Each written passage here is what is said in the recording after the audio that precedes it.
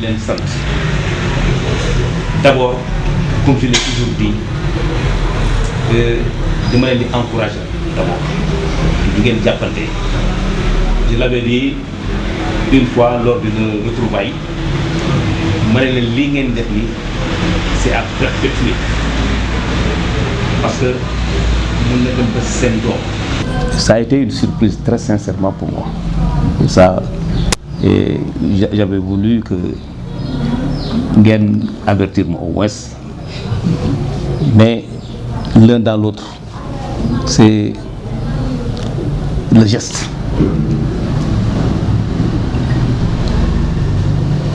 Parce qu'on dit en éducation physique, qu'est-ce qu'on recherche sur le geste final? Est-ce que le gosse il a bien lancé le poids? Est-ce que cet angle-là est ouvert? Là, c'est ce qu'on appelle le geste final. Mais le geste, c'est que vous avez accompli une chose, c'était inattendu. Donc, je suis sant bu baax a baax yàlla na yàlla fay yàlla na yàlla may gudd fan ak wér seen liggéey yi ngeen nekk yàlla na si li si am loo xam ne seen njort dina rosa seen njort nekk ay promotion ak i promotion. Vous êtes encore jeune, vous avez le temps de persévérer. Je sais que vous y êtes et il faut le faire aller à fond. Bon, l'enseignant que j'étais, c'était une mission que je devais accomplir parce que j'ai été formé pour ça, d'encadrer des jeunes gens. Et ces jeunes gens-là, je ne les considère pas comme des adversaires, c'était mes partenaires. Sans eux, l'action ne va pas se reproduire. Sans moi, l'action ne va pas avoir lieu. Mais l'acte, cet acte pédagogique-là, fait que nous avons toujours été des partenaires. Et vous avez toujours remarqué, quelquefois, M. Ballot, quelquefois, on ne le comprenait pas. Parce qu'il venait quelquefois avec un autre air. Quelquefois, j'étais chaud. Mais vous avez été toujours conciliant. Vous avez été toujours des élèves. C'est le professeur qui est là. On a besoin de lui. Alors, l'un dans l'autre, toutes nos actions conjuguées, à chaque fois, c'était la réussite. Je vous dis une chose.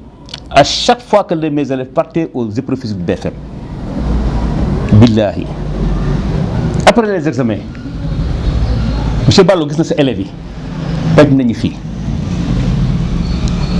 loolu may wax surtout en gymnastique sa élèves yi jaar nañu fi gis nañ li nga def mais loolu rek man daf ma doon dañ yëkkati foo xam ne xalaatuma ko woon sax quoi, mais toujours je faisais mon travail. Il m'arrivait de travailler sous le chaud soleil di xool gos yi xam ne moom ñoo laa nekkoon ñu raw naaj bi su ma ñëwee ma yow grand doo bàyyi naaj bi ma ne loolu non sama atelier je suis le coordonnateur maa ne tel atelier man du ma génn sama atelier di encore benn atelier sama atelier laay toog liggéey bu mu jeex. C'est comme ça que je le faisais et j'exhorte là où vous êtes, votre travail, il faut le faire à l'heure, bien le faire. Et si vous pouvez surtout aider, il faut aider. Parce que moi, une fois, je vous raconte une anecdote. Quand j'ai quitté Dakar pour venir à Thiès, mon père m'a dit, ah vieux, tu es affecté à Thiès, hein? Il ne faut pas donner de mauvaises notes. Mais est-ce que ce n'est pas le mérite? Waaw, mais man fii laa dëkk, fii laa jàngee, et on me connaît bien ici, et on te connaît. D'être arrangé quoi. Man papa daal ku élève bu mérite moom laa lay jox. Alors, ce qui m'est arrivé un jour, sama papa décidé na mu tox ci fii di dem seet sama yaay fële jàmm gën. J'ai croisé un gosse mu ñëw ne ma monsieur Ballo na nga def ma ne ko maa ngi fi rek. Ma ne ko yow de jàngul moom mu ne ma non da nga maa mos a dimbale. Ma ne ko man. mu ne waaw ma ne ko kañ mu ne ma 92 c'est l'année de naissance de mon fils là. Ma ne ko dama laa dimbaloon mu ne waaw parce que dama tardé woon EPS ma ñëw waxante yow rek nga ne ma d'accord boo ñëwee rek bu dem si benn groupe ñëwul si man. ma def sama épreuve physique année boobu laa am BFM si laa commencé liggéey ICS. ma ne ko alhamdulilah. ma ne ko noo sant mu ne ma Sidibé foo dëkk mu ne ma Mbour 3 ma ne foo dëkkoon mu wax ma fu mu dëkk ma ne ko yow sama mbokk nga parce que kuy sa papa mu ne ma Dour Sidibé ma ne ko yow sa papa sama nijaay la comme quoi man sama papa lu mu waxoon del dimbale moo ñëw keroog et quand j'ai raconté ça à ma mère mu ne ma am nga chance parce que papa nekkoon di nga xam donc nañuy dimbalante yéen a ngi dimbalante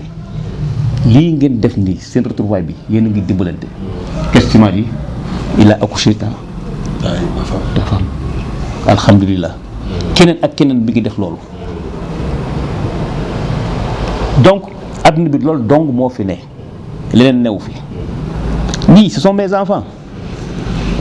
ñoom xam nañu dama tàng du ma leen may dara mais ku ci bëgg am dara soo ma déggalee da ngay dem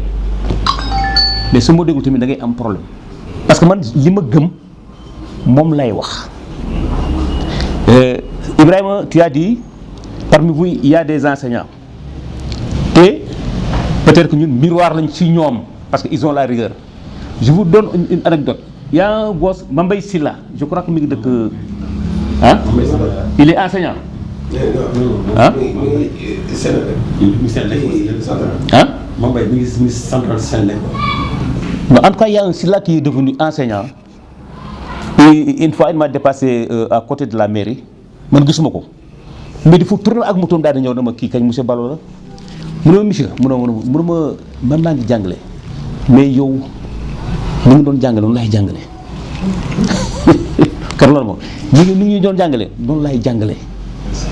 ma ne ko alhamdulilah parce que toujours l'enseignant peut être un miroir devant ses élèves comme papa un modèle ak yaay dafay nekk modèle ci kanamu sama papa dañu la doon def sama mère bi la doon def nangam donc yéen dem leen di ñaanal gudd fan ak wér seen ànd bii ngeen di ànd yàlla na maxe xam nga maxe mooy ngeen dem ba am ay 90 ans lu laa leen di ñaanal parce que lii lu rëy la très sincèrement lu rëy la parce que moi j'ai fait 36 ans de service yéen seen promotion bi ni ngeen ma def lu ngeen xew la ngeen yëgal ma et en passant je félicite toujours monsieur Diack je le cite toujours en exemple parce que c'est un bon principal Diack da lay wax dëgg soo ko mënee dégg nga dégg ko soo ko mënul dégg sa affaire la mais moom il l'a dit moi j'ai beaucoup appris de lui mook sama premier principal à Delafosse en 79 monsieur Mbodj ñaar ñooyu li ñu ma jàngal dafa bari donc à travers vous je remercie monsieur Diack su ngeen ko gisee tamit ngeen xamal ko ne vous avez été ici et que je suis très content et que moom à chaque fois bu ñuy ñëw mu ne ma baaba maa ngi lay xaar bu ma ñëwee mu taal ko mu tout dernièrement am na ay anciens élèves yoo xam ne Idrissa Diop ñu mu ngi leen ay 70 bu ñu ko invité def na il partira pas sans moi mooy ñoom y a quelqu'un qui est à l'hôpital là wan waaw mais mënu ma baaba du ma dem sans yow man keroog laa leen xam ce qui fait que sama ànd ak monsieur Diack na ba xam sama papa daan jóge école di dal oto di ñëw ba jàmm gën c'est sama papa c'était l'ami à mon père xaritu papa yi Seydou loolu aussi waaw c'était son ami mais ndax man donc bu dee Pape Diack la ay doomam ay élèves am yéen a ngi nii vraiment man xam naa ne mun ma wax leneen lu dul di leen gërëm di leen sant yàlla bi nga xam ne moo yor lépp yàlla na leen yàlla yokk may leen gudd fan ak wér seen njaboot gi yàlla na si yàlla teg loxoom ñu am ay réussite ñoom ñëpp ànd bi encore yàlla na maxe bu kenn fàtte moromam loolu daal maa ngi la koy ñaanal bon celle qui était là-bas ku toogoon fee sama jarbaat la soxna sama doom bii la mon fils aîné il est au Maroc waaw sama beneen doom bi elle est à l'université normalement waroon na ñëw kii moo topp si moom elle est aux ICS après l'ISEP mais elle est aux ICS ma nga foofu bon j'ai deux autres filles dañu doon jàng ay xale yi dañu doon jàng kii arabe waaw donc man bu ma leen di yor fekk na ma toog si man 2004 laa ñëw fii fekk na dem ngeen quoi waaw man nag maa ngi sant yàlla bu baax a baax a baax a baax parce que ñàkkuma dara mais yëg naa ne yokk ngeen ma de tey moom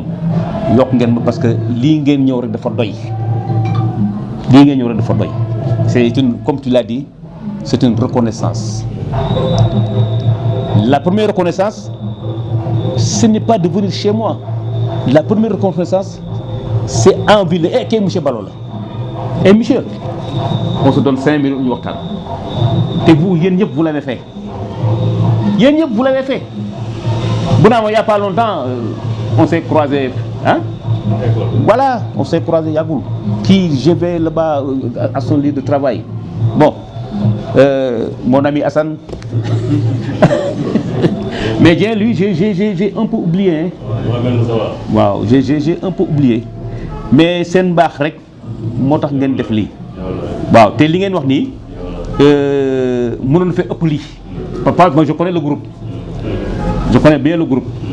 Ah, Ndoy ñëwul, Hassan ñëwul. Ah, les autres dames là ñëwuñu donc yàlla na yàlla defal jàmm waaw man daal loolu laa xam loolu laa mën yàlla na leen yàlla defal jàmm parce que man remerciement boobu rek laa mun def yàlla nag moo ñu moom ñun ñëpp yàlla na leen defal lu ëpp seen jort kontaan naa trop yéen nag su fekkee am na lu ngeen ciy wax ngeen wax kii xam naa ne vous n'êtes pas de bon parleur mais même si c'est un petit mot. kontaan naa ci ñëw bi ñuy ñëw seet sama papa la sama xarit la xaritu ñëpp sax laay wax parce que boo demee ba am papa boo xamante ni foo dem dañ la koy laajte tey rek madame Niang mi ngi lay laajte. madame Niang ñu tase fee mu ne ma an sa papa ma ne ko mi ngi kër ga. ay élèves am yu bëri damay tasante ak ñoom ñuy wax lu rafet ci moom waaw lu mu mel ci ni mu leen di jàngalee noonu la mel fii ci kër gi te lépp pour jox la éducation bu baax mën la yar ci yar bu baax waaw ñu ngi koy ñaanal na gudd fan ak wér yéen tamit di leen ñaanal gudd fan ak wér li ngeen di def nii ngeen yàgg ko di ko def waaw comme li ma koy wax chaque jour rek toogal fii ma yàlla may la gudd fan ak wér ba ma yóbbu la marque mu naan non c'est-à-dire waaye bu soobee yàlla dinaa la yóbbu. waaw salaamaaleykum wa rahmatulah ñu ngi leen di nuyu bu baax di leen jaajëfal tey amoon mbégte lool ñëwoon tey fii seet si sunu professeur monsieur Baye Baba Balo nekkoon sunu professeur de PS bi ñu nekkee woon collège Cheikh Idrissa Diop doonoon ay xale yu ndaw mu jàngal ñu nekkoon sunu prof boo xam ni boobu ba léegi bàyyi wuñ benn yoon ñu ànd ak moom ci lu yàgg ñu fa jógee lu war ëpp na 20 ans te ba léegi ñu ànd ak moom ci une sincère collaboration lépp loo xam ni activité la ñun ñi nga xam ni on est des anciens élèves de l'école du CEM Idrissa Diop ñu ngi ciy accompagner diñ ci gunge di ñu nekk ba léegi jàngalkat bi nga xam ni la doonoon bi ñu yoree la continuer ba léegi di ko doon ci ñun mosuñu am benn rupture depuis toujours et loolu tey nag moo waral ñun ñi nga xam ni nous sommes des anciens élèves de cette école mu yoroon ñu am benn marque de reconnaissance boo xam ni mënuñu koo sax fay mais ñun lañ ñëw tey seet si ko rek rek juste pour wan ko ni ko sa ñi nga doon jàngal démb ak barki démb tey élèves yooyu ñoo nekkaat tey jii nii yàlla def tey ñoo ñëpp tey macha allah ku ci nekk tey dem ba mënul sa bopp doon tey kilifa fa nga nekk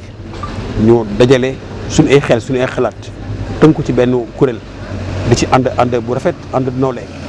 di doxal lii nga xam ni nit ki bu la jàngalee benn baat sax ci àdduna moom doo ko fay kon ñun suñu sëriñ lay doon tey lay doon aussi ëllëg comme ni nga ko doone woon démb loolu kenn mënu ko fa suñu borom rek dañ koy bàyyil mu fay ko. xale ni mu bëree ay dëng-dëng xale ay tolof-tolof ñu koy endurer ci moment yoo xam ni moment de collège mooy âge bi gën a compliqué ci xale. parce que mooy âge adolescent ngay nekk boobu noonu nga xam ni da ngay amee folie de grandeur da ngay am fukk da ngay amee lu nekk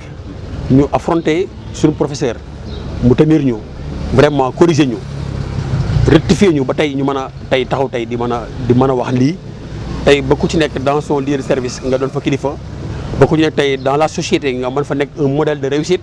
tey loolu lépp dañ koy rendre grâce à Dieu di ko indi vitalement donc ses reconnaissances parce que xam-xam moom am na ku ma mos a lire ci benn tubaab mu ni la connaissance est un don que la personne ne peut plus jamais retirer d'elle-même mais on peut alors la rétribuer à sa juste valeur kon ñun le peu de mots ou bien peu d'action peu de gestes boo xam ne jàngal nañ ko vraiment aujourd'hui on est très fiers de lui on n'a pas de mots pour lui dire merci xamuñ sax nu ñu koy santé dañ koy gërëmee je pense que lii c'est un début de grand commencement parce que bëgg nañ à chaque fois ñu ñëw di montrer toujours suñu sympathie di montrer toujours suñu discipline suñu disciple bi nga xam ne lañ doon envers notre maître di ko rendre grâce di ko delloo njukkal mënuñ on va essayer mais je sais qu'on ne peut pas arriver là à terme on n'a pas les mots on n'a pas les expressions qu'il faut on n'a pas le matériel qu'il faut même lépp lu ñuy def rek c'est un petit geste mënuñu ko agsi au chevet de ce qu'il nous a donné comme connaissance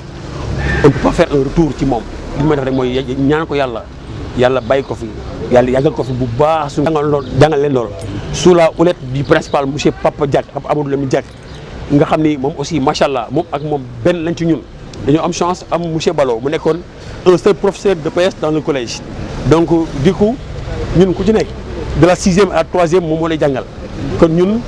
on a passé plus de temps ak moom que yeneen professeurs yi nga xam ni moom lañ nekkaloon quand même au collège ñi mat dañoo yor tey année bii dañoo yor français de même mais moom on a transcendé avec lui durant quand même de tout nos séjours donc bu ñu doon def là-bas au collège vraiment di koy sant bu baax di ko gërëm di ko ñaanal famille am bu am gën a dëgër laayam moom yàlla gën ko fee bàyyi mu gën a am dëgër ba lépp luñ ko yéene war rek def rek ñu def ko fi te ñu koy defal aussi ñeneen mu doon tey jii koo xam ni en même temps qu'il est notre professeur mais aussi il est un modèle tey jàngalekat yi nga xam ne tey lañ doon ci ñun ñi fi nekk jàngat tey dañ koy jël quand même en terme de modèle en terme de miroir pour di xool ñoom seen ay jëfin lu naan doxee lu naan jëfee tey ñu koy appliquer tey ba tey ñoom aussi fa ñu nekk ñu leen fa doon ñoo xam ni dañuy am lu mel nii te ñu ngi koy defal fa ñu dëkk donc tout cela dañ koy delloo njukkal bi dañ koy delloo toute la reconnaissance di ko wax macha allah di ko ñu wax mu ñaanal ñu gën a tamit dëgërlu bañ ko gën koo mën a taxawal bëgg ñaan yàlla lii aussi chaque année ñu koy répéter muy gën di yaatu vraiment ba bii maa ko fekk ko fi vraiment monsieur Balo dañ ñu ko ñaanal vraiment di ñaan yàlla nga gën ñoo ñaanal ñu gars yi ñëpp vraiment ñëpp rek alhamdulilah vraiment merci beaucoup vraiment jaajëf